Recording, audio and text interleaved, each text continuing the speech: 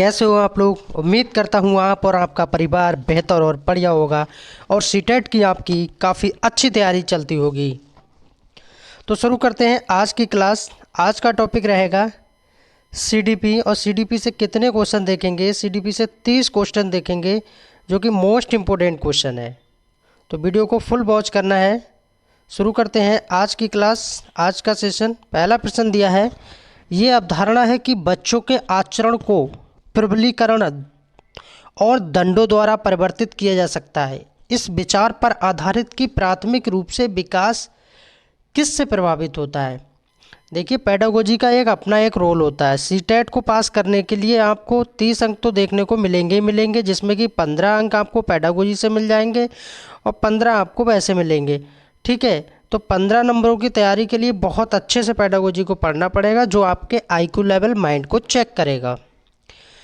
ए में कहा जा रहा है केवल अनुवांशिकता से, बी में कहा जा रहा है अनुवांशिकता और वातावरण से, सी में कहा जा रहा है केवल वातावरण और डी में कहा जा रहा है ना तो अनुवांशिकता और ना वातावरण।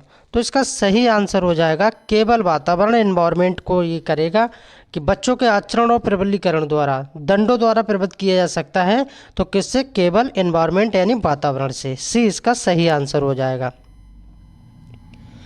2 नंबर क्वेश्चन देखेंगे। 2 नंबर में क्या पूछा गया है, एक बच्चा पेंसिल पकड़ने और लिखने से पहले गेंद फेंकने की क्षमता पा लेता है।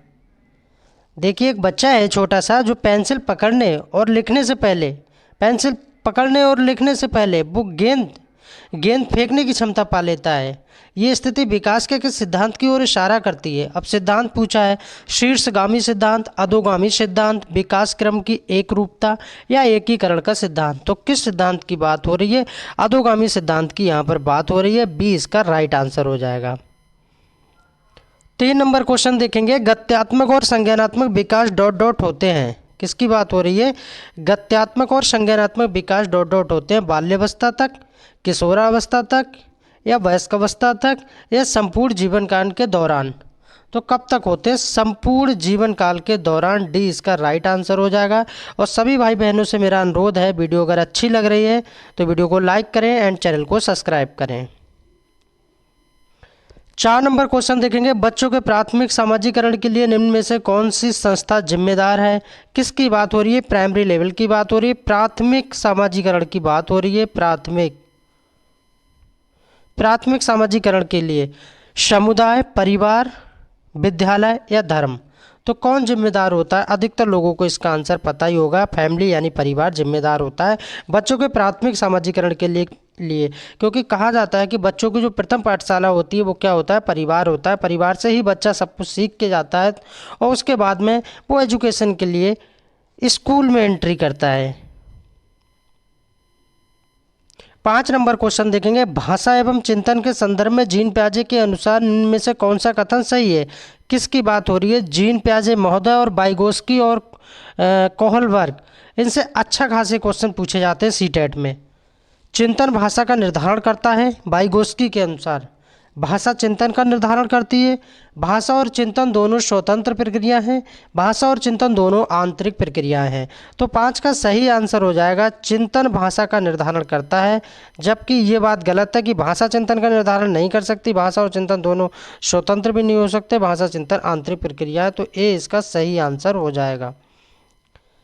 6 नंबर क्वेश्चन देखेंगे। 6 नंबर क्वेश्चन में क्या पूछा गया? 2 गिलासों में समान मात्रा में जल है। ये 2 गिलास हैं। क्या है? 2 गिलास हैं। ठीक है, जिनमें समान मात्रा में पानी है। समान का मतलब है इसमें भी 10 लीटर पानी है तो इसमें भी 10 लीटर पानी है, या इसमें भी 2 लीटर पानी है या इसमें भी 2 लीटर पानी है। समान मात्रा में जल है, परंतु अनु सोचती है कि लंबे गिलास में छोटे और चौड़े गिलास से अधिक जल है। जीन पियाजे के अनुसार अनु की सोच का आधार क्या है? एक लंबा गिलास है और एक चौड़ा गिलास है। तो अनु की सोच बताना है किसके अनुसार? जीन पियाजे महोदय के अनुसार बताना है। केंद्रितता, ठीक है, क्रमबद्धता, संरक्षण या परिपक्वता। तो 6 का सही आंसर हो जाएगा केंद्रितता, सेंट्राइजेशन। ठीक है, ये आपको याद रखना है। 7 नंबर क्वेश्चन देखेंगे, जीन पियाजे के संज्ञानात्मक विकास सिद्धांत के अनुसार प्रतिबद्धता किसी क्रिया को उल्टे क्रम में कर पाना किस चरण की बुनियादी उपलब्धि है। ये पूछा जा रहा है 7 नंबर क्वेश्चन में। ये आपको बताना है। संवेदी गामक चरण, पूर्व संक्रियात्मक चरण, मूढ़ संक्रियात्मक चरण, औपचारिक संक्रियात्मक चरण। जीन पियाजे महोदय ने कितनी अवस्थाएं दी हैं? पहले क्वेश्चन तो यही बनता है, कितनी अवस्थाएं दी हैं उन्होंने? किसने? जीन पियाजे महोदय ने कितनी अवस्थाएं दी हैं? टोटल कितनी अवस्थाएं दी हैं? 4 अवस्थाएं दी हैं। अब आपके माइंड में क्वेश्चन आता होगा कौन कौन सी अवस्थाएं दी हैं। तो एक तो संवेदी गामक अवस्था दी है जो 0 से 2 वर्ष चलती है, और दूसरी दी है पूर्व संक्रियात्मक, दूसरी दी है पूर्व संक्रियात्मक जो 2 से 7 वर्ष चलती है, और तीसरी दी है मूर्त संक्रियात्मक। मूर्त को याद रखना है, ये 7 से 11 वर्ष चलती है, और चौथी दी है अमूर्त जिसको अनौपचारिक भी कहते हैं। अच्छा, मूर्त को औपचारिक कहते हैं और अमूर्त को अनौपचारिक कहते हैं, ये भी याद रखना है। और लास्ट कब से कब तक चलती है? 11 से 15 वर्ष तक लास्ट चलती है। क्वेश्चन में पूछा जा रहा है कि जीन पियाजे के संज्ञानात्मक विकास सिद्धांत के अनुसार प्रतिबद्धता किसी क्रिया को उल्टे क्रम में कर पाना किस चरण की बुनियादी उपलब्धि है?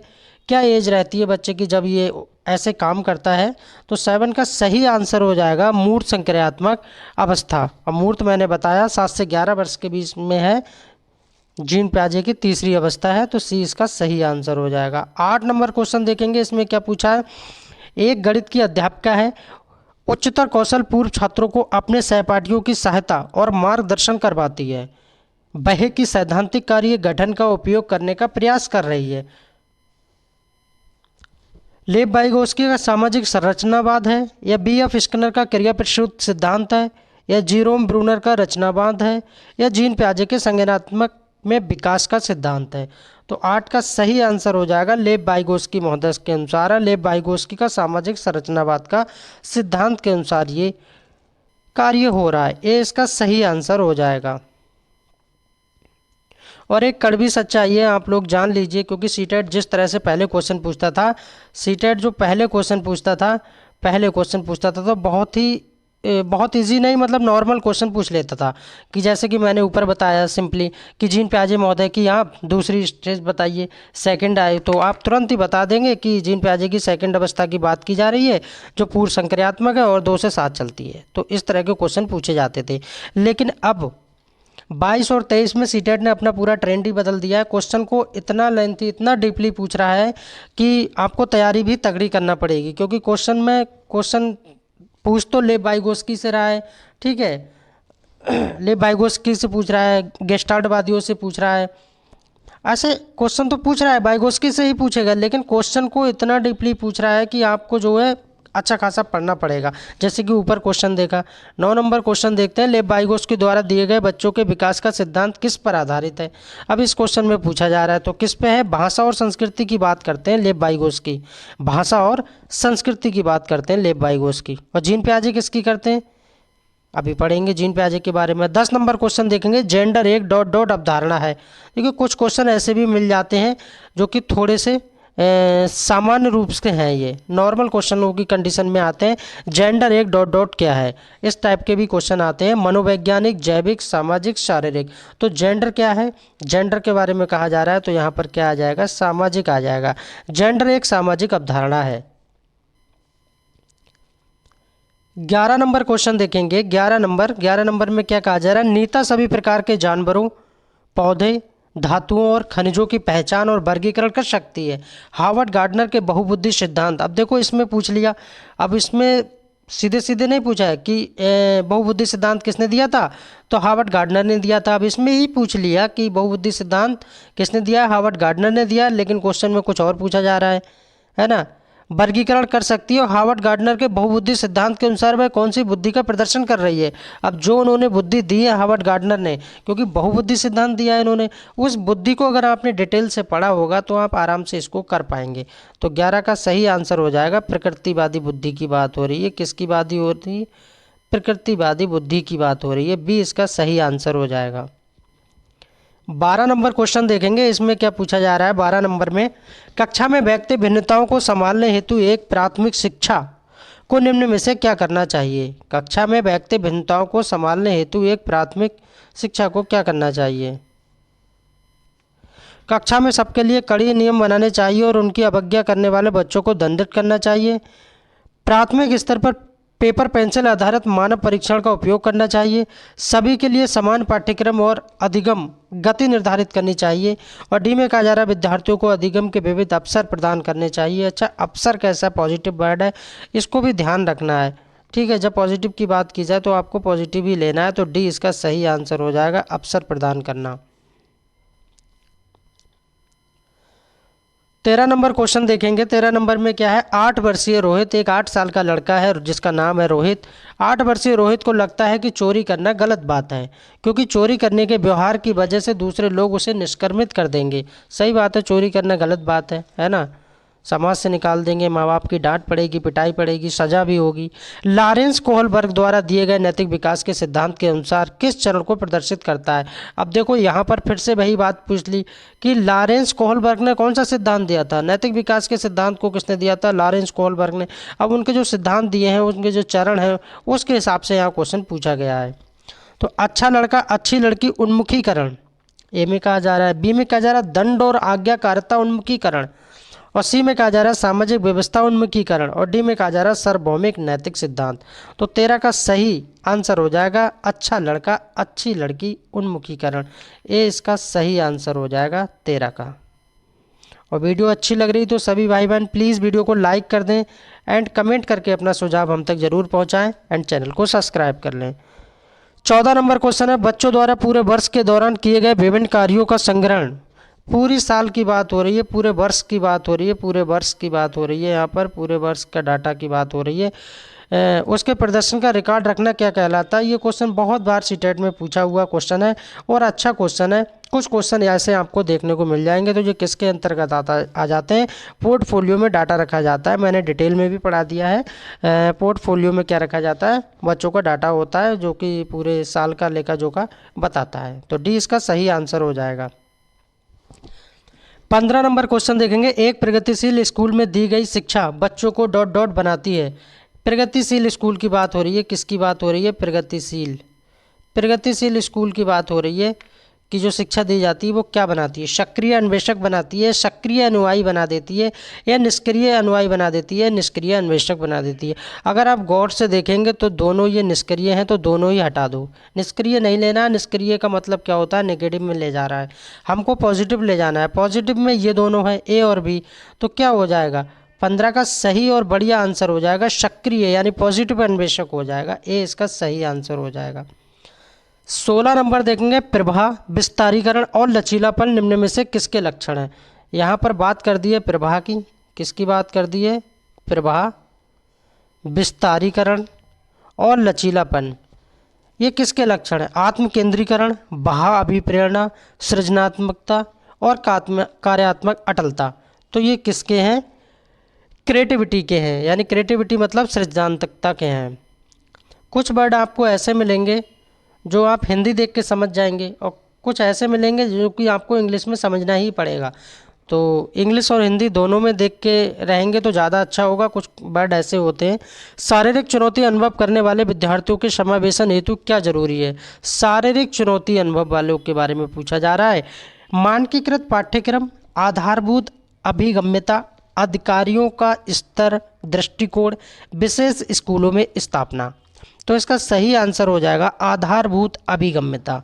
बी इसका बिल्कुल ठीक आंसर हो जाएगा।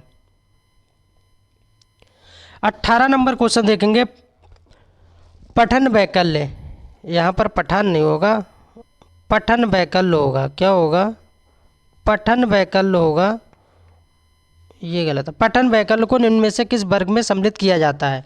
पठन वैकल्य, अधिगम विकारों का बहुक्रम, हल्की मानसिक मंदता, मनोसामाजिक विकारों का बहुक्रम, बाल्यावस्था की सामान्य निगामक अक्षमताएं।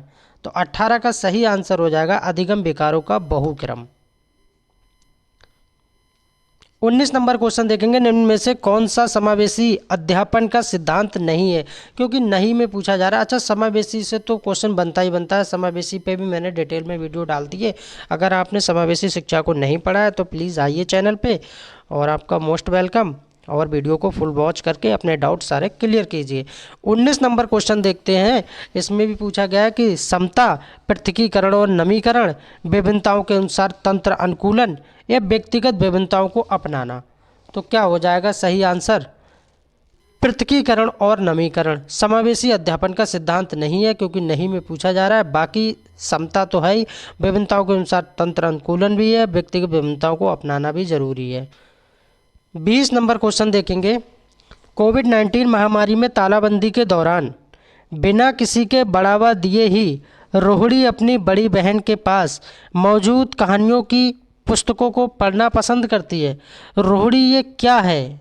तो प्रतियोगात्मक अधिगमकर्ता, स्व प्रेरित अधिगमकर्ता, प्रदर्शन अभिमुखीकरण अधिगमकर्ता, बाह्य प्रेरित अधिगमकर्ता। तो क्या है? स्व प्रेरित अधिगमकर्ता है। तो बी इसका राइट आंसर हो जाएगा 20 का। 21 नंबर क्वेश्चन देखेंगे। बच्चों द्वारा ग्रहित वैकल्पिक संकल्पनाएं और भ्रांतियां क्या दर्शाती हैं? क्वेश्चन में पूछा जा रहा है कि बच्चों द्वारा ग्रहित वैकल्पिक संकल्पनाएं और भ्रांतियां क्या कहलाती हैं? अधिगम अक्षमता, किसी संप्रदाय के बारे में सहज विचार, निराधार दावे, स्थायी संकल्पनात्मक ठहराव। तो क्या हो जाएगा? किसी संप्रदाय के बारे में सहज विचार। बी इसका राइट आंसर हो जाएगा। 22 नंबर क्वेश्चन देखेंगे। 22 नंबर। मोटर विकास के संदर्भ में निम्नलिखित में से कौन सा जोड़ा सही सुमेलित है? किसकी बात हो रही है? मोटर विकास की बात हो रही है। मोटर विकास के बारे में सही सुमेलित बताना है। ए और बी 2 पॉइंट दिए हैं। ए में कहा जा रहा है 6 वर्ष वाले बच्चे उचित वजन परिवर्तन और चरण के साथ फेंक सकते हैं, और बी दूसरे स्टेटमेंट में कहा जा रहा है कि 7 वर्ष वाले बच्चे बिना देखे एक पैर का संतुलन संभव हो जाता है। ए में कहा जा रहा है ओनली बी, यानी जो बी सही है ये, और 2 नंबर में कहा जा रहा है ए एंड बी बोथ, ये दोनों सही हैं, और सी में कहा जा रहा है ओनली ए, और डी में कहा जा रहा है ना ए सही होगा ना बी सही होगा। तो क्या हो जाएगा? 22 का सही आंसर हो जाएगा ए एंड बी बोथ, ये दोनों ही सही है। ए और बी दोनों सही हैं, तो सेकंड वाला सही हो जाएगा। 23 नंबर क्वेश्चन देखेंगे। 23 नंबर 23 का क्या होगा? निम्न में से अधिगम का कौन सा परिपेक्ष ये कहता है कि ठोस प्रलोभनों और पुरस्कारों द्वारा विद्यार्थियों को सीखने के लिए अभिप्रेरित किया जा सकता है? कैसे अभिप्रेरित किया जा सकता है? मानवतावादी, व्यवहारवादी, संज्ञानात्मक, सामाजिक, सांस्कृतिक। 23 का सही आंसर हो जाएगा व्यवहारवादी, यानी बिहेवियर। बी इसका राइट आंसर हो जाएगा। 24 नंबर क्वेश्चन देखेंगे। छोटे बच्चे ज्ञान की संरचना और अर्थ किस प्रकार निकालते हैं? जो छोटे बच्चे होते हैं, छोटे बच्चे वो ज्ञान की संरचना और अर्थ किस प्रकार निकालते हैं? सक्रिय अन्वेषण द्वारा, खेल द्वारा, या पदार्थों पर क्रिया और प्रयोग द्वारा, सहपाठियों और वयस्कों संग सहभागिता के द्वारा। छोटा बच्चा होगा तो सहपाठियों के साथ निकालता है, सहपाठियों और वयस्कों के संग सहभागिता द्वारा। तो डी इसका राइट आंसर हो जाएगा। सॉरी, ये कूट में है। छोटे बच्चे ज्ञान की संरचना और अर्थ किस प्रकार निकालते हैं? तो किस प्रकार निकालते हैं?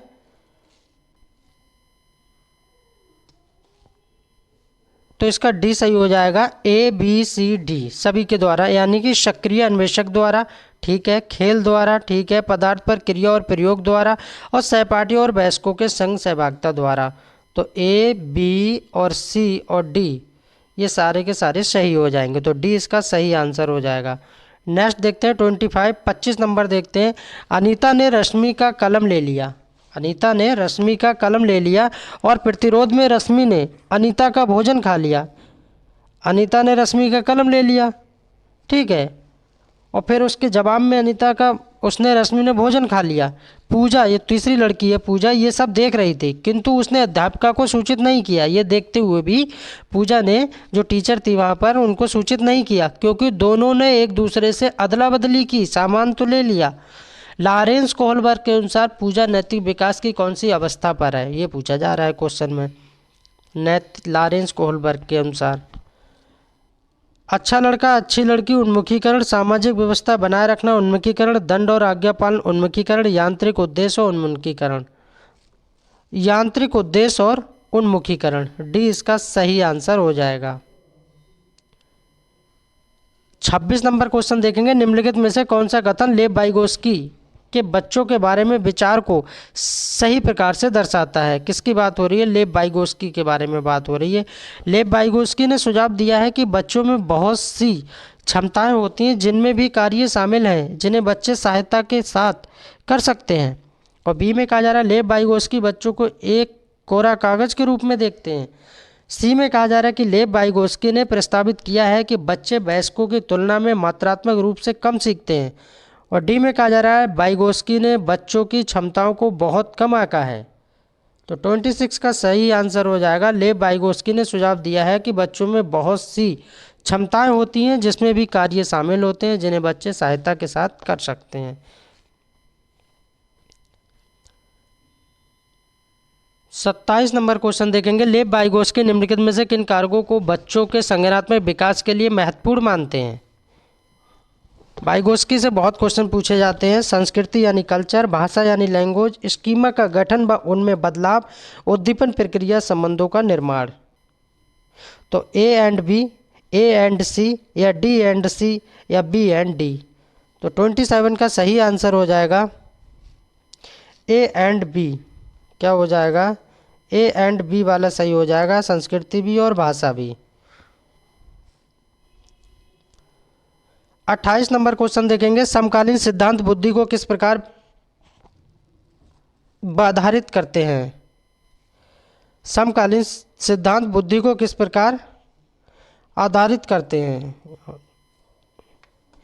एक दिशाई सामान्य क्षमता, बहुदिशाई क्षमता जिसके विभिन्न अलग अलग आयाम हैं, आनुवांशिकता से ना प्रभावित होने वाली क्षमता, वातावरणीय कारकों से ना प्रभावित होने वाली क्षमता।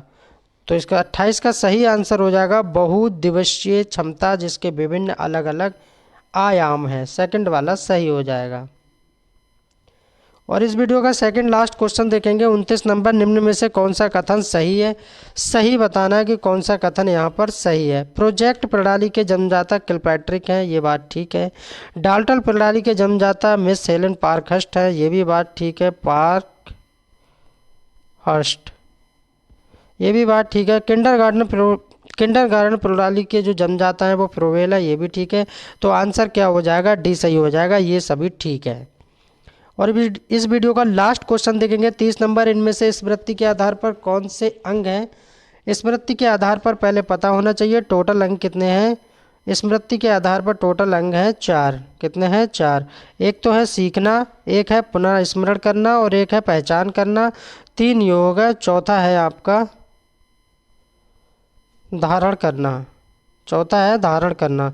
तो आंसर आपका क्या हो जाएगा 30 का? ये सभी ठीक है। स्मृति के आधार पर कितने अंग हैं? 4 अंग हैं। सीखना, पुनर्स्मरण करना, पहचान करना और धारण करना। वीडियो कैसी लगी कमेंट के माध्यम से सभी भाई बहन बताएंगे, एंड चैनल को सब्सक्राइब कर लेंगे और वीडियो को लाइक कर लेंगे। मिलते हैं नेक्स्ट वीडियो में। Thanks for watching. Please subscribe my channel.